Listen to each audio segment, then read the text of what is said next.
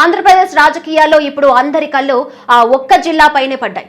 కూటమి ప్రభుత్వం కొలువుదీరి 2 ఏళ్లు పూర్తవుతున్న వేళ త్వరలోనే జరగబోయే కేబినెట్ విస్తరణలో ఆ జిల్లాకు పట్టిన 4 ఏళ్ల నాటి గ్రహణం వీడబోతుందా? ఇద్దరు అగ్రనేతల మధ్య సాగుతున్న ఆ నువ్వా నేనా పొలిటికల్ ఫైట్ లో చివరికి మంత్రి పీఠం ఎవరిని వరించబోతుంది? అధిష్టానం ఎవరి వైపు మొగ్గు చూపబోతుంది? అసలు విశాఖ రాజకీయంలో ఏం జరుగుతుంది? Let's watch.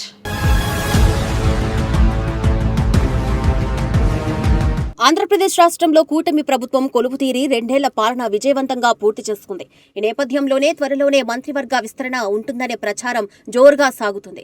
దాంతో ఏ జిల్లా నుంచి ఎవరికి అవకాశం దక్కుతుందనే ఊహాగానాలు ఊపందుకున్నాయి. అయితే కీలకమైన విశాఖపట్నం జిల్లా విషయానికి వస్తే 2024 ఎన్నికల తర్వాత అక్కడ మంత్రి లేని లోటు స్పష్టంగా కనిపిస్తుంది. పక్కనే ఉన్న అనకాపల్లి జిల్లాకు హోంమంత్రి వంగలపూడి అనిత రూపంలో పెద్దపీట వేశారు. నర్సీపట్నం ఎమ్మెల్యే అన్నయ్య పాత్రుడికి స్పీకర్ లాంటి అత్యున్నత రాజ్యాంగబద్ధ పదవి దక్కింది. అనకాపల్లి జిల్లాకు ప్రాధాన్యత దక్కినప్పటికీ ఉమ్మడి జిల్లా కేంద్రమైన విశాఖకు ప్రాతినిధ్యం దక్కలేదు. దీనివల్ల విశాఖ నగర పరిధిలోని కూటమి ఎమ్మెల్యేలలో తీవ్రమైన అసంతృప్తి నెలకొందని సమాచారం. నిజానికి విశాఖపట్నం జిల్లాకు మంత్రి పదవి దూరం అయ్యి దాదాపు 4 ఏళ్లకు పైగా అవుతుంది.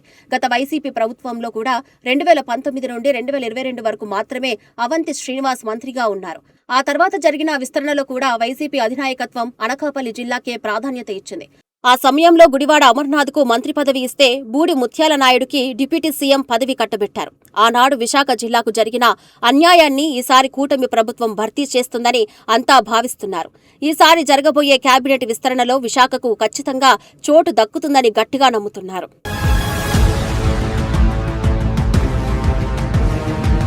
ఏపీ కేబినెట్ విస్తరణ వార్తలలో విశాఖపట్నం జిల్లా రాజకీయం ఒక్కసారిగా వేడెక్కింది. ఈసారి మంత్రివర్గంలో స్థానం కోసం ఏపీ టీడీపీ అధ్యక్షుడు పల్లా శ్రీనివాస్ పేరు ప్రముఖంగా వినిపిస్తుంది. విశాఖ నగర పరిధిలో యాదవ సామాజిక వర్గం ఓటర్లు అత్యంత కీలకమైన శక్తిగా ఉన్నారు. కానీ దురదృష్టవశాత్తు ఆ వర్గానికి ఇప్పటి వరకు మంత్రిగా పనిచేసే అవకాశం ఎప్పుడూ రాలేదు. త్వరలోనే జేవీఎంసీ ఎన్నికలు జరగనున్న నేపథ్యంలో యాదవుల మద్దతుకు కూటమి ఎంతో అవసరం. అందుకే ఈసారి పల్లా శ్రీనివాస్ కు మంత్రి పదవి ఇవ్వడం ద్వారా వారిని ఆకట్టుకోవచ్చని పార్టీ భావిస్తుంది. పల్లా శ్రీనివాస్ కేవలం సామాజిక సమీకరణాల వల్లే కాకుండా తన అంకిత భావంతో గుర్తింపు తెచ్చుకున్నారు. పార్టీ కష్టకాలంలో ఉన్నప్పుడు ఆయన చూపిన నిబద్ధత చంద్రబాబు నాయుడికి ఎంతో నచ్చింది. విద్యావంతుడిగా, ఎలాంటి వివాదాలు లేని నాయకుడిగా ఆయనకు మంచి పేరు ఉంది. పల్లా లాంటి సీనియర్ నేతకు మంత్రి పదవి ఇవ్వడం ద్వారా న్యాయం చేయాలని అధిష్టానం యోచిస్తున్నట్లు తెలుస్తుంది. అధినాయకత్వం వైపు నుంచి ఉన్న సానుకూలత కూడా ఆయనకు బాగా కలిసి వస్తుందని అంటున్నారు. ఈ సమీకరణాలన్నీ చూస్తూ ఉంటే ఈసారి పల్లా శ్రీనివాస్ కు మంత్రి పదవి ఖాయమేనని రాజకీయ వర్గాల్లో ప్రచారం జరుగుతుంది. విశాఖ జిల్లా మంత్రి పదవి రేసులో మరో senior most leader Ganta Srinivasa Rao పేరు గట్టిగా వినిపిస్తుంది. ఆయన గతంలో కాంగ్రెస్ ప్రభుత్వంలో 2 సంవత్సరాల పాటు మంత్రిగా బాధ్యతలు నిర్వహించారు. ఆ తర్వాత టీడీపీ హయాంలో కూడా 5 ఏళ్ల పాటు కీలకమైన శాఖలను సమర్థవంతంగా చూశారు. మొత్తం 7 ఏళ్ల పాటు మంత్రిగా పనిచేసిన సుదీర్ఘ అనుభవం గంటా శ్రీనివాస్ సొంతం. ఆయన మంత్రిగా ఉంటే జిల్లాలో పార్టీని, ప్రభుత్వాన్ని సమర్థవంతంగా నడిపించగలరని నమ్ముతారు. గతంలో జిల్లా రాజకీయాలను తన గుప్పెట్లో ఉంచుకొని చక్రం తిప్పిన చరిత్ర ఆయనకు ఉంది. కూటమిలోని అన్ని పార్టీలను సమన్వయం చేసుకుంటూ ముందుకు తీసుకెళ్లడం గంటకు వెన్నతో పెట్టిన విద్య. జిల్లాలో సమర్థవంతమైన కోఆర్డినేషన్ ఉండాలంటే గంటా చేతిలో పగ్గాలు పెట్టడమే సరైన మార్గమని ఆయన వర్గీయులు వాదిస్తున్నారు. గంటా శ్రీనివాసరావు కూడా ఈసారి మంత్రి పదవి దక్కితే తన రాజకీయ ప్రస్థానానికి ఘనమైన ముగింపు ఇవ్వాలని భావిస్తున్నారు. ఈ పదవితో తన రాజకీయ జీవితానికి ఫుల్ స్టాప్ పెట్టే విశ్రాంతి తీసుకోవాలని ఆయన యోచిస్తున్నట్లు ప్రచారం సాగుతుంది. దాంతో ఈసారి మంత్రి పదవిని ఎలాగైనా దక్కించుకోవాలని గంటా వర్గం గట్టి ప్రయత్నాలు చేస్తుందనే టాక్ వినిపిస్తుంది. విశాఖపట్నం జిల్లాలో మంత్రి పదవి ఎవరిని వర్తిస్తుందనే అంశం ఇప్పుడు హాట్ టాపిక్ గా మారింది.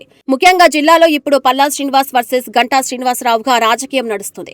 ఒకవైపు పార్టీ అధ్యక్షుడిగా పల్లా ముందంజలో ఉంటే మరోవైపు సీనియర్ నేతగా గంటా గట్టిపోటీ ఇస్తున్నారు. ఈ ఇద్దరు నాయకుల్లో ఎవరికి పదవి దక్కినా విశాఖ జిల్లా రాజకీయాల స్వరూపం మారిపోతుంది.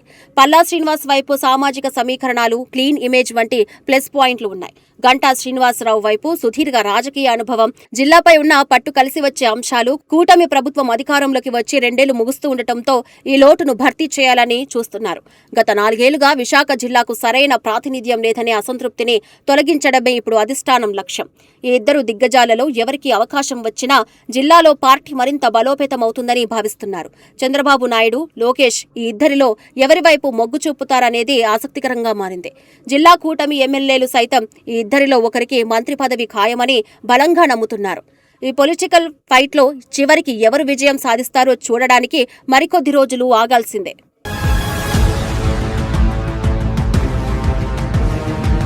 ఆంధ్రప్రదేశ్ రాజకీయాల త్వరలో జరగబోయే మంత్రివర్గ విస్తరణపై సార్వత్రా ఉత్కంఠ నెలకొంది. కూటమి ప్రభుత్వం 2 ఏళ్ల పాలన పూర్తి చేసుకున్న తరుణంలో ఈ మార్పులు అనివార్యంగా కనిపిస్తున్నాయి. ఈ విస్తరణలో విశాఖపట్నం జిల్లాకు ఖచ్చితంగా న్యాయం జరుగుతుందని స్థానిక నాయకులు ఆశలు పెట్టుకున్నారు. గత 5 ఏళ్ల కాలంలో విశాఖ జిల్లా మంత్రి పదవుల విషయంలో తీవ్ర నిర్లక్ష్యానికి గురైంది. పొరుగున ఉన్న అనకాపల్లి జిల్లాకు అన్ని పదవులు దక్కడంతో విశాఖ నేతల్లో నైరాశ్యం అములుకుంది. ఇప్పుడు ఆ లోటును భర్తీ చేస్తూ ఒకరికి మంత్రి పదవి ఖాయమనే ప్రచారం పెద్ద ఎత్తున సాగుతుంది. ఈ రేసులో ఉన్న పల్లా శ్రీనివాస్, గంటా శ్రీనివాస్ ఇద్దరు కూడా అత్యంత బలమైన నేతలు. పల్లాకు పదవి ఇస్తే సామాజికంగా, పార్టీ పరంగా పెద్ద ప్లస్ అవుతుందని విశ్లేషకులు చెబుతున్నారు. గంటకు బాధ్యతలు అప్పగిస్తే జిల్లా పరిపాలన, రాజకీయాలపై గట్టిపట్టు వస్తుందని అంటున్నారు. ఈ ఇద్దరి మధ్య జరుగుతున్న అంతర్గత పోటీ విశాఖ రాజకీయాలను మరింత రసవత్తరంగా మార్చేసింది. పార్టీ పెద్దలు కూడా ఈ ఇద్దరిలో ఒకరిని ఎంపిక చేసేందుకు తీవ్రంగా కసరత్తు చేస్తున్నట్లు సమాచారం.